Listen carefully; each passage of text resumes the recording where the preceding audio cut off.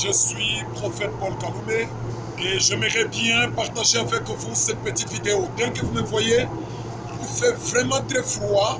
Nous sommes à bord du bateau, nous sommes en train de rentrer à Goma. Je rentre à la maison pour aller me préparer à une grande conférence dans une autre ville. Mais j'aimerais bien partager avec vous ce petit message. Le message est intitulé « Les accès ». Je dis bien les accès ou encore les portes. Et là, je vais me ressourcer dans la vie du temple, dans les mouvements qui se faisaient dans le temple. Voici les mouvements qui se faisaient dans le temple. Le temple avait trois grandes parties. La première partie, c'était le parvis. La deuxième partie, c'était le lieu saint. Et la troisième partie, c'était le lieu très saint. Pour ce qui concerne le parvis, tout le monde pouvait y arriver. Tout le monde pouvait y accéder. Surtout si tu as un sacrifice, même les gens du peuple pouvaient entrer dans le parvis. Et là, pour que la porte du parvis, c'est-à-dire je commence avec un, pour que la porte du parvis puisse s'ouvrir à toi, tu devais venir avec un sacrifice. Ça veut dire qu'il y a des accès qui nécessitent nécessairement un sacrifice pour y entrer. Il y a des portes qui sont là. Il y a beaucoup de portes qui sont là. Mais la première des choses, il y a des sacrifices à faire pour accéder à ces portes. Ce que tu fais là, je sais que tu es en train d'étudier. Étudier, c'est un sacrifice, c'est un prix à payer. La prière, c'est un prix à payer. Les jeûnes, c'est un prix à payer. Tout ce que tu fais là, c'est un prix à payer. Mais sache-le bien que ce prix à payer, ça va t'ouvrir une porte. 2. L'homme devait venir avec un sacrifice. Et puisque l'homme devait venir avec un sacrifice, ça veut dire l'homme était pécheur, mais le sacrifice était innocent.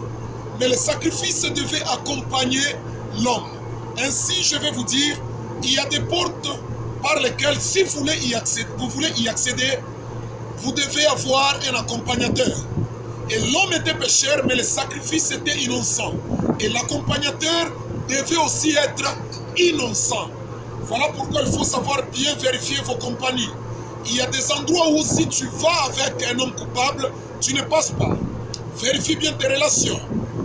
La relation avec les amis, la relation avec les enseignants, avec les collègues. Vérifie très bien tes relations. Puisqu'il y a des relations qui t'ouvrent les portes, mais il y a des relations aussi qui te ferment carrément des portes. Puisque l'homme, pour entrer dans le temple, il devait être accompagné par un innocent. Vérifie bien tes amis. Quel est leur témoignage? Est-ce qu'ils ont un bon témoignage? Vérifie bien tes amis. Ils ont quelle presse? Comment on les connaît? Ils risquent bien de te fermer la porte. Et voilà, lorsqu'on accède maintenant dans le parvis, il y a une autre porte, c'était les lieux saints. Pour entrer dans les lieux saints, là, il fallait être un sacrificateur. Or, les sacrificateurs, c'était les fils d'Aaron. Ça veut dire qu'il y a des portes. Pour y accéder, il faut être fils d'eux. Si tu es fils d'un président, fils d'un gouverneur, tu es fils d'un général, tu es fils d'un colonel, il y a des portes qui s'ouvriront pour toi. Voilà pourquoi je voulais m'adresser à tous les pères qui me suivent maintenant. Sachez-le bien, cher papa,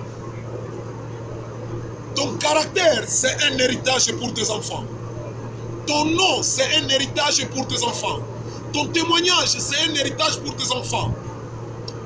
Même après toi, tes enfants peuvent vivre par ton nom. Même après ta mort, tes enfants peuvent vivre par ton témoignage, par les choses que tu as eu à réaliser et à accomplir. Voilà pourquoi il y a certaines portes. Pour y accéder, il faut nécessairement être fils d'eux.